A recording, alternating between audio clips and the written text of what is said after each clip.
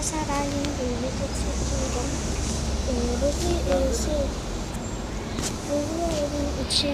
İçinde lavre bir video çekiyorum. Hiç video daha önce size özür videosu diye böyle bir ev yapmak istedim.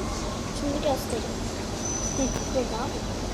Zaten lav var, görüyorsunuzdur. Bundan sonra daha da çok video gelecek arkadaşlar. Böyle düşündüm yani. Okullar yüzünden açamıyorum. Hiç ödev yapmak yüzünden. Ödev yapmak istiyorum dedim. O yüzden böyle. Şimdi bir dakika arkadaşlar. Benim bu ateşi söndürmem lazım. Tamam, böyle söndürebilirim.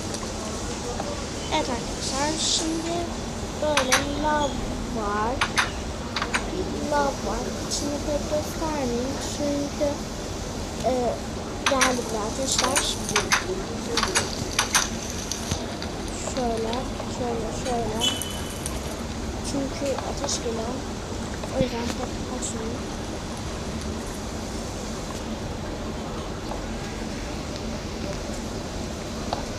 Tamam. O yüzden kaçmadım. Böyle işte arkadaşlar. Üstünde gösterdim. Böyle. Love. Hiç yanmıyoruz biliyorsunuz arkadaşlar.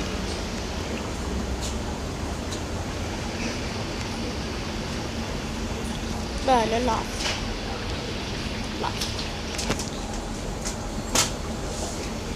Bir dakika arkadaşlar, hemen geri geliyorum. Evet arkadaşlar, geldim. İşte böyle görüşmek üzere. Çünkü müşteri vardı bir de şeyde. O yüzden görüşmek üzere.